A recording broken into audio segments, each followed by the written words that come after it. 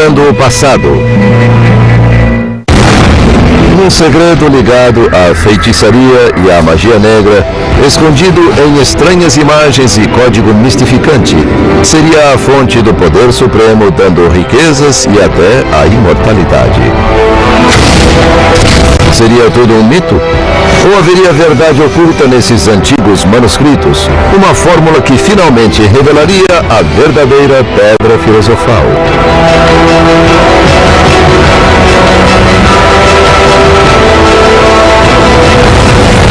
A verdadeira Pedra Filosofal. As lendas são muitas. Uma pedra misteriosa, portadora de poderes incríveis. Será que chegou a existir um dia? Muitos americanos leram sobre ela pela primeira vez em um best-seller chamado Harry Potter e a Pedra do Feiticeiro, que no Brasil se chamou Pedra Filosofal. Imagine it was called the Sorcerer's Stone in America, partly because it has echoes of Disney's The Sorcerer's Apprentice, but also because it has a link with magic, with sorcery. No mundo antigo, um filósofo era quem procurava a sabedoria, um venerando sábio que conseguia desvendar os segredos do mundo. A Pedra Filosofal, diziam as lendas, era a chave de tudo. Por milhares de anos, a busca da pedra obcecaria o mundo civilizado. Nenhum objeto, exceto o Santo Graal, se tornaria mais procurado. Os primeiros registros da Pedra Filosofal datam do tempo de Cristo. Mas pelas descrições estava claro que a pedra já era velha conhecida dos povos. The earliest mention of it I've managed to unearth is a treatise attributed to Maria the Jewess. That's probably from somewhere between 1 and 300 AD, and she's already talking of the Philosopher's Stone and its efficacy in transforming base metals into gold. A fórmula para fazer ouro, o mais precioso dos metais, é um sonho que remonta a milênios, ao mito grego do rei Midas, que transformava tudo o que tocava em ouro. O toque de Midas, a ideia fascina e seduz até hoje. Think about a person who could make gold. They could rule the world, they could tear down all the social and political structures that have been built up simply by being able to produce massive amounts of money out of lead or iron or copper. Mas a Pedra Filosofal, diziam, tinha um outro poder ainda maior. The effect of the Philosopher's Stone on the human body, supposedly, was that it could extend human life to its utmost extent. It could potentially make the holder of the Philosopher's Stone immortal. Uma única substância que garantia a seu dono vida e riqueza sem limites. Mas o que era exatamente a Pedra Filosofal? The definition of the Philosopher's Stone is also extremely obscure. It is often said the stone is the most common thing on earth, the most rare. It's everywhere and nowhere. It's the most difficult thing to do, yet it's child's play. Embora descrita em termos ambíguos, a pedra realmente não é uma pedra. Não é algo que possa ser achado por aventureiros nem caçadores de tesouros. É algo que precisa ser criado e por quem aspira à sabedoria ou homens da ciência. The Philosopher's Stone is not a solid, rocky substance, but a compound substance that would have been a kind of almost a liquid or a gel. The commonest description is that it's an unusually heavy red powder, or sometimes a red stone or a red globule. But you also encounter it as a yellow, waxy material, perhaps something like amber. Os filósofos do Oriente Médio, entre o 6º e o 8º século, afirmavam que alguns deles tinham encontrado o segredo. Diziam conhecer os ingredientes do composto chamado Pedra Filosofal, bem como o perigoso processo necessário para combiná-los. O Nessa época, outra palavra começou a circular para denominar os tais cientistas: alquimistas. Uma palavra de raiz grega e árabe. Foi após o início das cruzadas no século XII, com o crescente movimento entre Ocidente e Oriente, que as histórias sobre a Pedra Filosofal chegaram à Europa. São fáceis de achar em antigos textos judeus, egípcios e gregos, traduzidos por muçulmanos que tinham a alquimia como parte de sua ciência. The Arabs led the world at that time in the development of mathematics, in alchemy, and in medicine. They had the greatest doctors in the world at that time in the best medical schools. A ideia da Pedra Filosofal logo capturou a imaginação de estudiosos europeus. Armados com as traduções dos textos orientais, começaram a busca da pedra. Uma busca protegida por um véu de segredo.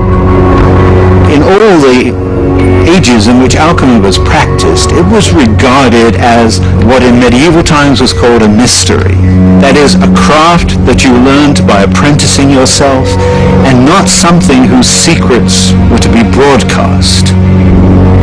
Tal como os construtores livres, os alquimistas usavam símbolos e códigos que até hoje desnorteiam os estudiosos.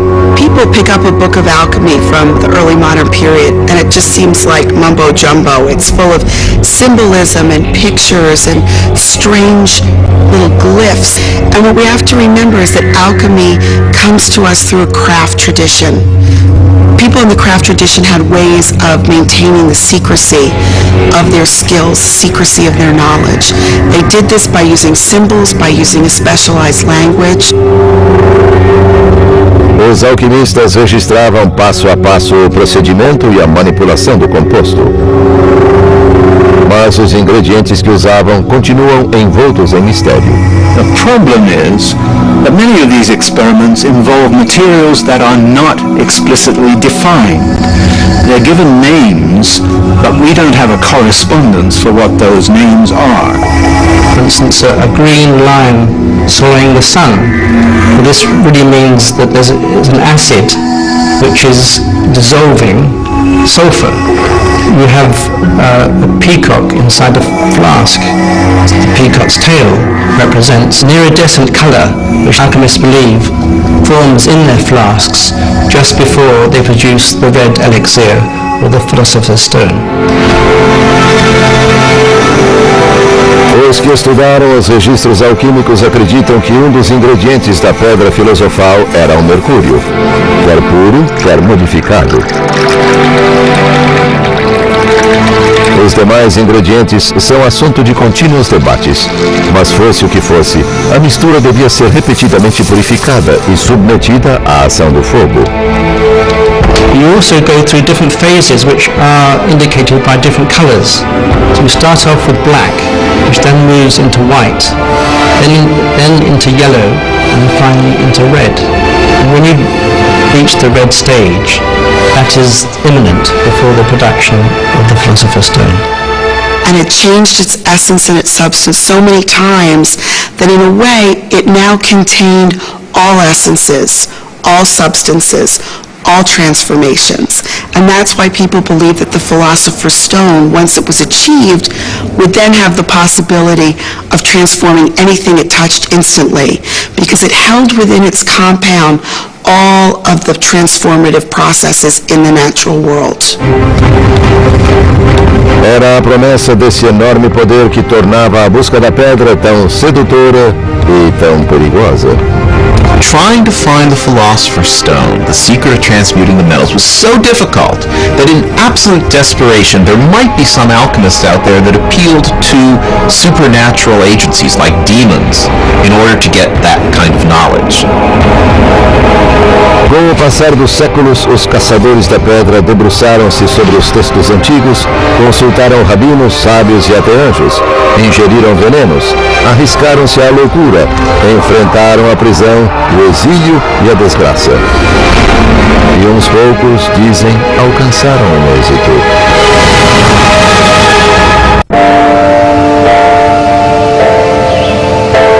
Uma pedra que transforma chumbo em ouro. um elixir que proporciona imortalidade. Hoje tudo é fantasia, confinado ao reino da ficção, onde fadas e feiticeiros tecem encantos. Mas durante 300 anos, até o fim do século XVII, na época de ouro da alquimia ocidental, tais objetivos pareciam lógicos e alcançáveis. Actually, science and magic, at least in the early stages of civilization, were not as disparate, were not as distinct as we now think they are. If you think about it critically, in magic, you take a series of objects and produce something totally unexpected from them. In science, you can be doing very similar looking things. Foram os antigos cientistas europeus do século XIII, homens conhecidos como alquimistas, que iniciaram no Ocidente a busca da Pedra Filosofal. Esse misterioso composto poderia trazer a imortalidade, ou adicionado a outros metais, produziria ouro. Embora esse objetivo pareça sobrenatural, eles tinham suas razões para acreditar que era possível. In working with metals, it's very easy to change one or two of the properties. For example, we can take copper and make it yellow like gold or white like silver. We can change the hardness and softness of metals. So alchemists naturally made the extension. If we can change one or two of the properties, can we change all the properties? If we do this right, if we choose the right ingredients, if our conditions are right, then we can take a mixture of something else and apply a particular material to it and make something that really is gold. Os alquimistas chamam esse conceito de transmutação, processo que ocorre constantemente à sua volta. If we look at nature around us, it's dynamic. Things are always turning one thing into another. So grape juice turning into wine and then into vinegar. Or in the organic world, caterpillars turning into butterflies. So if this sort of change is normal in the natural world, why shouldn't it be in the world of minerals as well? The ancients had the belief that this was also true of things that grew in the earth. That is to say that base metals might slowly in the earth turn into more noble metals, might turn into gold. Just as you could maybe speed it up by putting a plant in a pot on a windowsill, you could speed up the process by taking metals, minerals, putting them in a pot, using a steady heat, maybe a higher heat than would be experienced in the center of the earth, and essentially just speeding up what was a natural organic growth process. Se os alquimistas pudessem, como acreditavam, acelerar o processo de maturar o chumbo até virar ouro com a ajuda da Pedra Filosofal, então, logicamente, poderiam retardar o processo também. What brings it all together is a desire to manipulate time. Na mente do alquimista, o processo de purificação que transformaria chumbo em ouro traria consigo a longevidade e até mesmo a imortalidade. Just as it could remove the impurities of the metal and perfect them into gold, so too some European alchemists thought that the Philosopher's Stone could be a powerful medicine, that it would remove the impurities and the imbalances from our bodies and restore us to perfect health. The transmutation of gold was simply a sign that they had been successful in their work, which was to transform nature, but also to transform themselves, and ultimately to attain immortality. Foram os alquimistas os criadores do protótipo do moderno laboratório, para combinar e aquecer os produtos que criariam a Pedra Filosofal. Tratava-se de processo lento e perigoso. First of all, alchemy constantly uses quicksilver, mercury, as one of the materials that goes into the making of the Philosopher's Stone. There are a lot of hazards of working with mercury. One is that it can cause personality changes and mental aberration. It does have a certain toxicity. If you inhale the vapors, it can make your teeth fall out and give you the shakes. They had furnaces that were within their labs, and those furnaces used charcoal. So there was always the hazard of carbon monoxide poisoning. Criar o elixir da vida, ou a forma líquida da pedra filosofal, requeria uma poção de metais pesados que o próprio alquimista podia ingerir, intencionalmente ou não. They would handle these chemicals not only without precautions, but without even any knowledge that they were noxious or toxic. In the pursuit of the great elixir of life, they were in fact damaging their health and probably shortening their lifespan by decades. Mas os caçadores da pedra filosofal também enfrentavam perigos fora do laboratório. The true alchemists were not generally interested in broadcasting even their successes very far abroad because of the danger of kidnap and of torture to get their secrets out of them. If the secret of the Philosopher's Stone got out, they could manufacture an untold amount of precious metals and destabilize not only the currency market in their own country, but in the entire world. It's one of the reasons why alchemy is illegal in most early modern states. Most monarchs don't want alchemists running around doing their own thing. Seria esse perigo real? Os que achavam que sim encontraram provas no trabalho de uma pessoa do povo, que se tornaria famoso entre monarcas medievais e leitores de Harry Potter ou de O Código da Vinci. Tratava-se de um humilde livreiro do século XIV, Nicholas Flamel. Flamel was one of the great success stories in alchemy. He's one of the few alchemists where you hear maybe he did it. Maybe he actually made the Philosopher's Stone.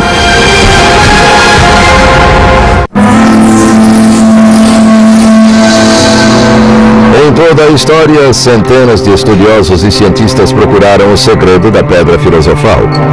Alguns eram luminares da época. Roger Bacon, pai da moderna química, e Sir Isaac Newton, entre outros.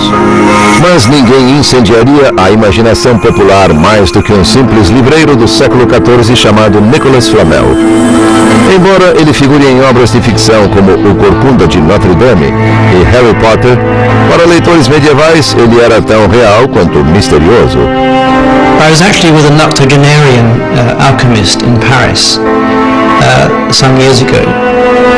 He showed me this book, which actually was a copy of a book attributed to Nicholas Flamel.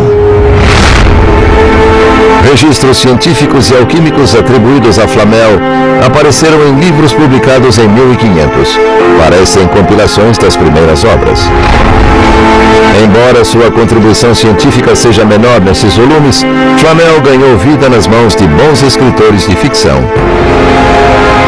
Em O Código da Vinci, ele é o líder do priorado de Sion. Em Harry Potter, é apresentado como parceiro alquimista do diretor Alvo Dumbledore. Os autores inspiraram-se sem dúvida no mesmo livro. Um volume sobre figuras hieroglíficas publicado em Paris em 1612.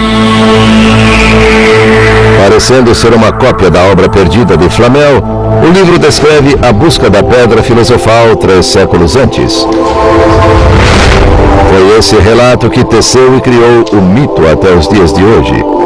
The story has all the elements that would make a great movie.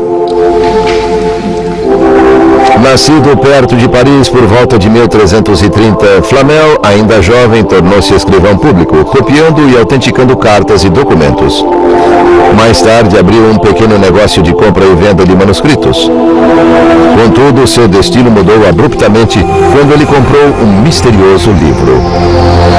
It consisted of 21 leaves, 3 times 7, both magical numbers.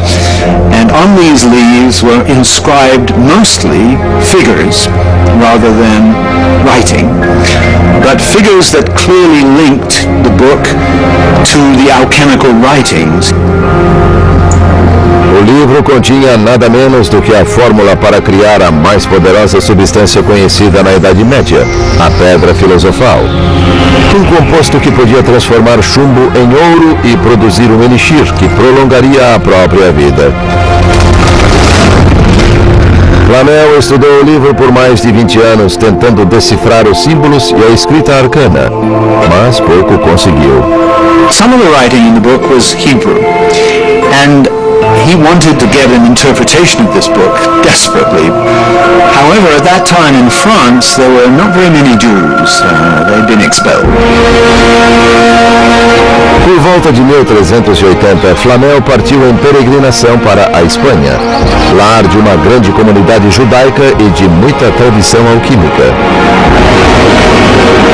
Na volta, encontrou um sábio rabino e físico, a quem mostrou uma página do misterioso livro. Foi o suficiente para o idoso sábio. Trata-se, disse ele, de uma cópia do livro original de Abraão. Levou anos, mas usando a página traduzida como guia, Flamel, ajudado pela mulher, acabou decifrando a receita da Pedra Filosofal. De acordo com o relato de figuras hieroglíficas, Flamel usou a pedra para criar prata em 1382 e ouro logo depois. Finally, he succeeded. He made substantial quantities of gold, according to his own account. Muitos acreditaram em suas palavras. Embora fosse um pobre escrivão, Flamel construiu vários edifícios, um dos quais ainda está de pé em Paris. E uma biografia publicada em 1761 incluiu uma lista de enormes donativos que ele fez para os pobres, registrados em documentos públicos. He opened poorhouses around Paris and spent a lot of money on feeding the poor and helping the poor. Para quem leu a obra que ficou de Flamel, e o livro afirma que a narrativa é dele mesmo sobre seu êxito, essa é a prova de que ele de fato usara a Pedra Filosofal para criar ouro e doá-lo generosamente. People thought that he had succeeded because all of a sudden this poor Parisian scrivener or clerk has all this money. Where did the money come from? Alchemy could be an explanation for otherwise unexplainable wealth, but his money didn't come from alchemical transmutations. It came from very clever real estate speculations and from the fact that his wife came from 2 previous marriages with a considerable inheritance. Dizem que Flamel viveu até os 80 anos, o que é muito em termos medievais. Mandou construir o próprio túmulo, decorado com estranhos símbolos, em 1410, e sua morte ocorreu pouco tempo depois. Mais tarde surgiram boatos de que ele usara a Pedra Filosofal para prolongar a vida, fingindo ter morrido para proteger o segredo. A história foi reforçada por vários livros novos com seu nome, publicados muito depois do suposto passamento. He showed up in the 16th and 17th centuries. Whoever wrote them, however, just put Nicholas Flamel's name on it because he'd become a famous figure mythologically for alchemy by this time. And some of them were probably just written by booksellers or cobbled together by booksellers trying to get a good seller.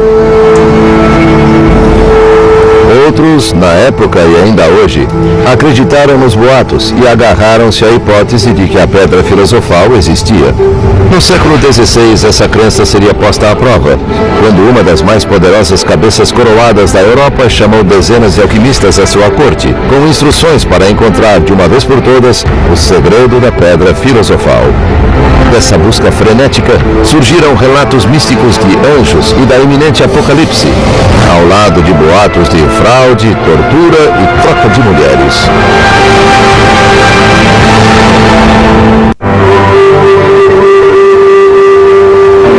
Em todo o período medieval e ainda no início da Era Moderna dos séculos XVI e XVII, os poderosos da Europa mantinham cerrada vigilância sobre quem teria o poder de criar a Pedra Filosofal. A substância era vista como um coringa, algo que poderia influenciar nas guerras e na discórdia entre países, ou ainda anular sérias ameaças.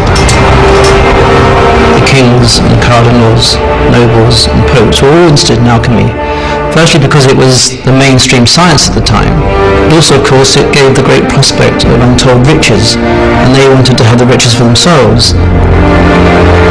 Embora muitos monarcas proibissem a prática da alquimia, havia sempre uma exceção: o alquimista que trabalhasse para a coroa.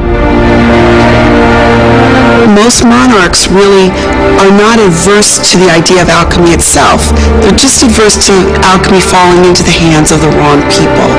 So a crown-sponsored alchemist was a great asset. Nenhum monarca se interessava mais por alquimia do que Rudolf II de Habsburg, chefe do Sacro Império Romano e rei da Boêmia e Hungria. Dado a melancolia, Rudolf era fascinado pela alquimia, talvez como meio de cura ou como alívio dos tediosos negócios de Estado. Now, Rudolf is known to have been very interested in alchemy. Not only did he acquire several books on the topic, but also he engaged himself in alchemical transmutation. He was the Holy Roman Emperor, who was meant to represent the interests of the Vatican, but in fact was more interested in pursuing forbidden knowledge, occult knowledge.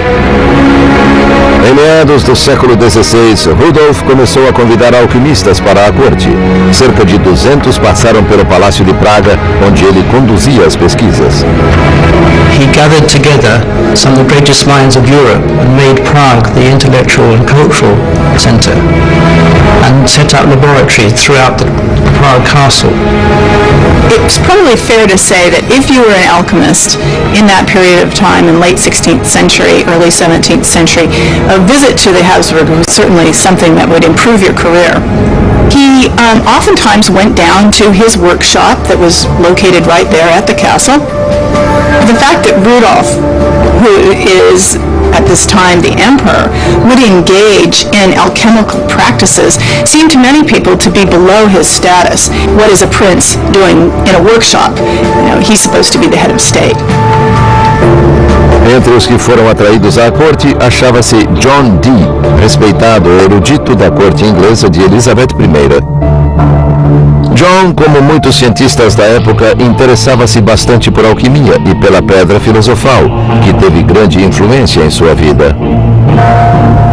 His interest in the Philosopher's Stone began, as far as we can tell, way back when he was an undergraduate at Cambridge University, when he began an extensive reading program in the great classic works of alchemy.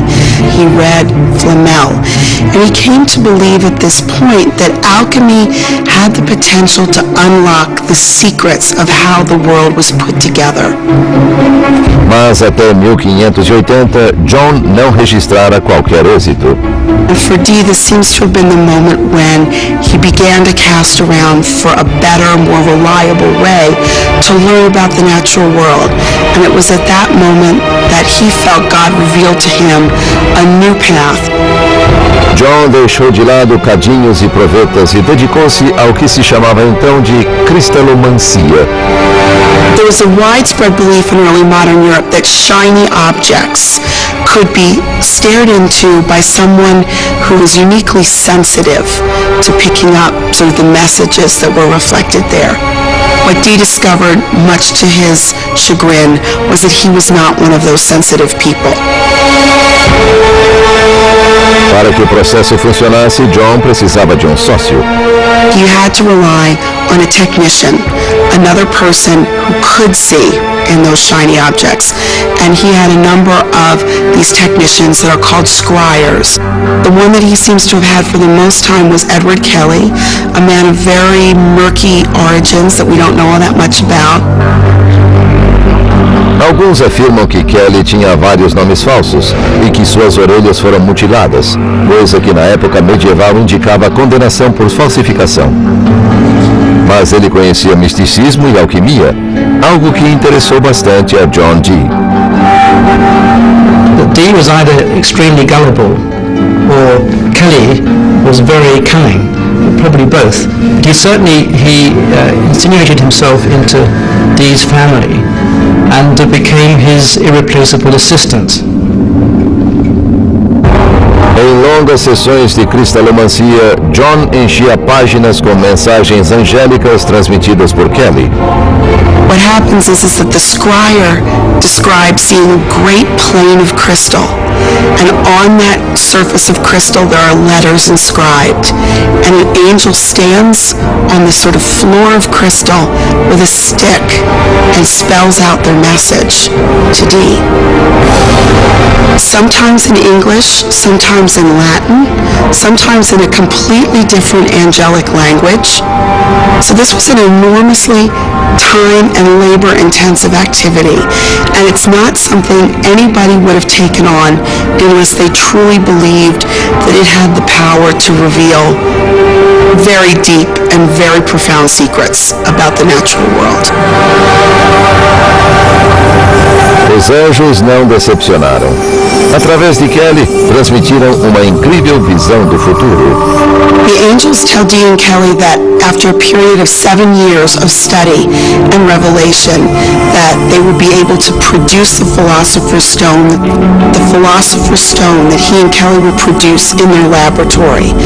Will not just be a medicine, will not just be something that can perfect the natural world, but will actually bring about the long-awaited apocalypse, will bring about the transformation of the world and usher people into the land of peace and plenty, a second paradise on earth. Foi em meio a tais atividades que Rudolf II chamou John e Kelly para sua corte em Praga.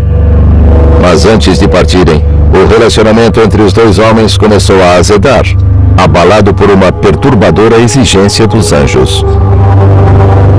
The angels tell Dee and Kelly that one of the things they need to do in order to make the Philosopher's Stone is that they have to share all things between themselves equally, and this even includes their wives.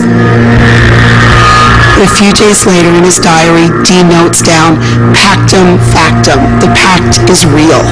So which indicates that the two men did swap their wives and did actually physically consummate their relationship. A consumação do pacto parece ter rompido de vez a já desgastada sociedade. Kelly's interests were more and more turning to alchemy.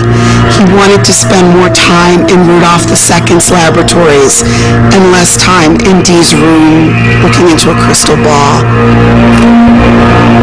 O mecenas Rudolf II também começou a se distanciar de John Dee e de seus anjos. Rudolf really became concerned about the association with demonic magic. Maybe he was now engaging in something that crossed the line from natural magic and moved into demonic magic. And as a result, he actually banned John Dee from his court, but not before finding out what he could from him. Em 1589, John Dee e a mulher voltaram à Inglaterra. O prazo de 7 anos, quando os anjos revelariam o segredo da Pedra Filosofal, passou em brancas nuvens. Dee writes, all is false. All of the promises that the angels have made to me are nothing. The end of the world is not coming. His fondest hopes about what alchemy and what angels can do to bring about a new world of peace and prosperity have come to absolutely nothing. Em desespero, John queimou as mensagens angelicais e abandonou a busca da Pedra Filosofal. Enquanto isso, em Praga, a estrela de Kelly subia. Ele afirmara que tinha a chave da transmutação. He's given a title, he's given access to the laboratory spaces, he's given his own assistants for the very first time. People begin to whisper that he's found the Philosopher's Stone and that he is mounting up a huge store of riches. Teria Kelly sonegado informações a John Dee? Ou era tudo uma fraude destinada a enganar Rudolf? Fosse como fosse, Kelly pagaria caro pelo que dissera.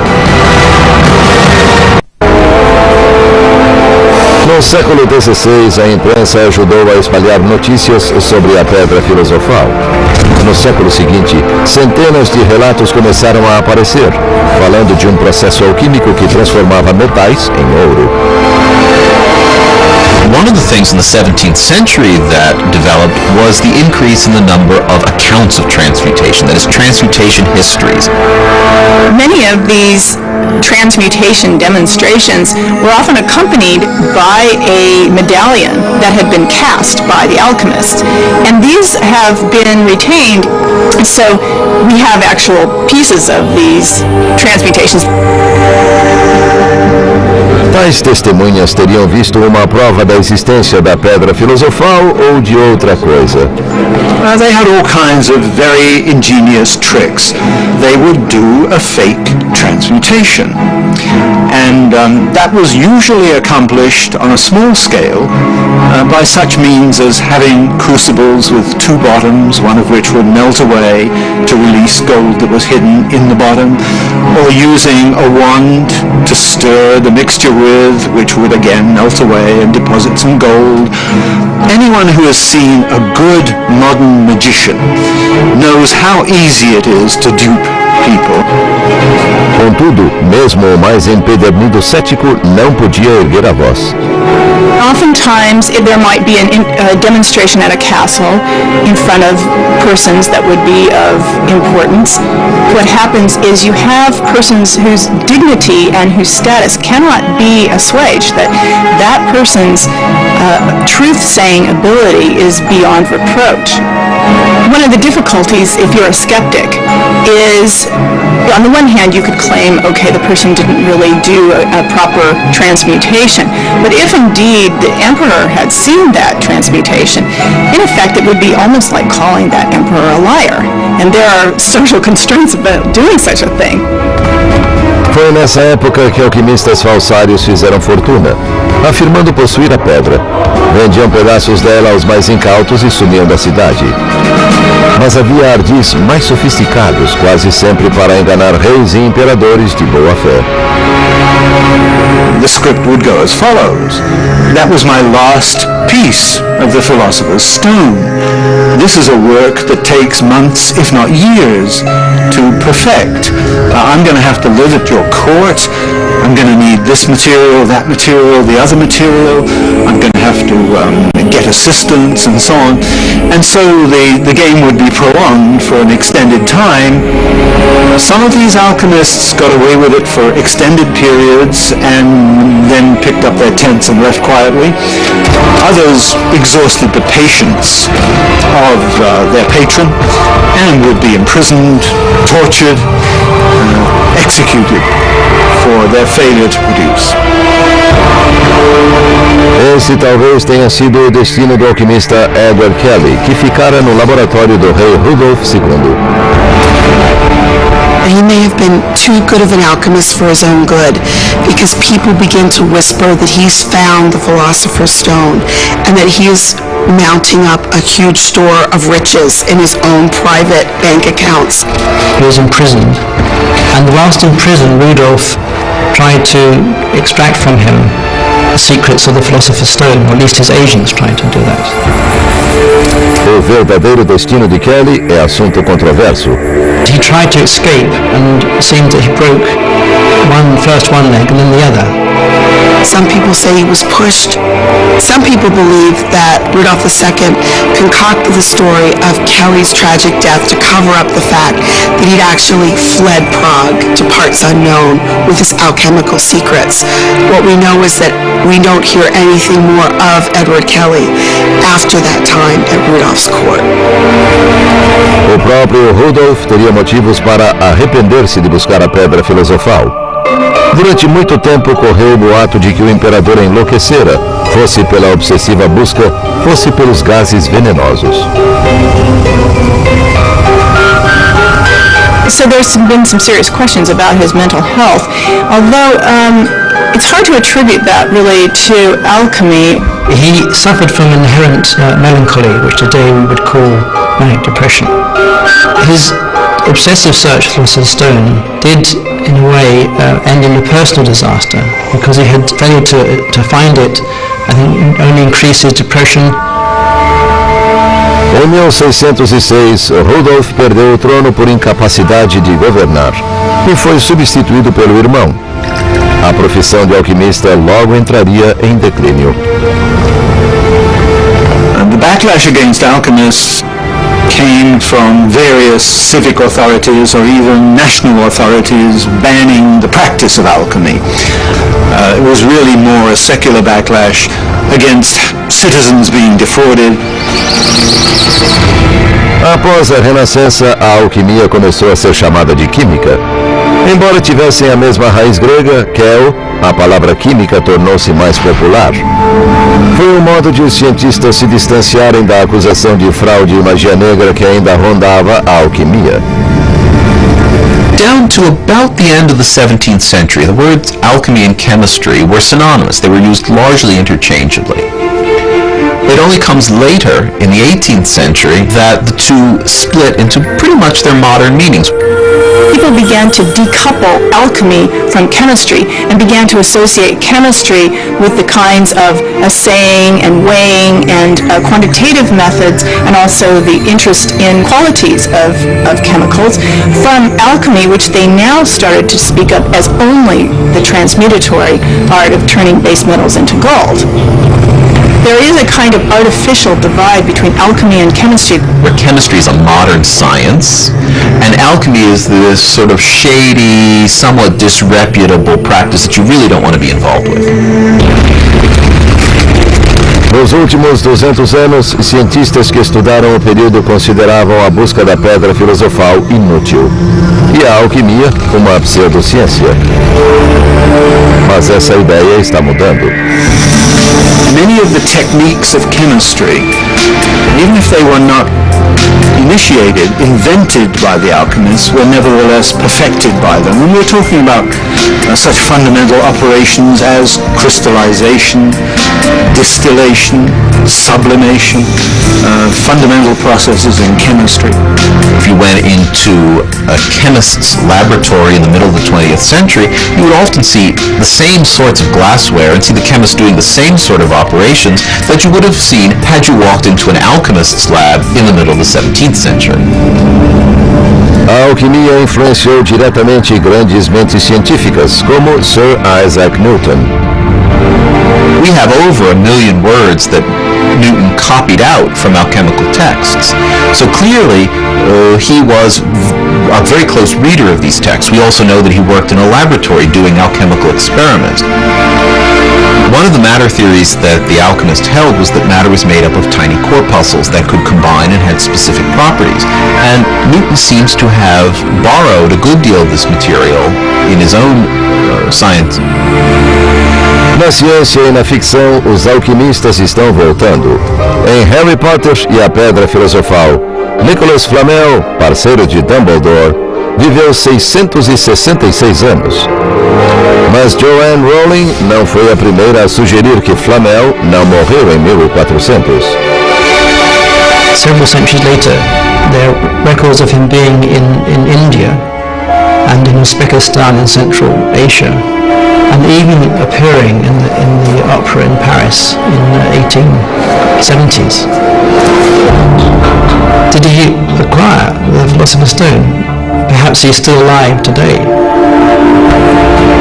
John Dee, cuja busca da pedra filosofal quase o enlouqueceu, também viveu sua renascença. These works are published and reprinted. They're very popular among New Age spiritualists. You can even buy transcripts of his conversations with the angels in case you want to try this at home. John Dee would have been extremely gratified to know that the fame and recognition that eluded him under Elizabeth I has in some respects been given to him in the 20th and 21st centuries. Quanto ao objetivo central de achar a pedra filosofal e transmutar substâncias em ouro, trata-se hoje de algo possível. We can transmute in the sense that nuclear reactions can take the nucleus of other elements and turn them into the nucleus of gold. But the cost for that, in terms of building accelerators, operating them, having the crew and so on, is millions, if not thousands of millions of dollars per microgram of gold. It isn't worth doing. Quanto ao outro atributo da pedra, ou a vida eterna, numa era de drogas maravilhosas, clubes de saúde e criogenia, nossa expectativa de vida aumenta a cada ano. Embora o prêmio maior ainda escape da ciência, a busca continua. The dream of immortality is certainly a very old and I think persistent human dream. So perhaps the dream of the alchemist is not so absurd.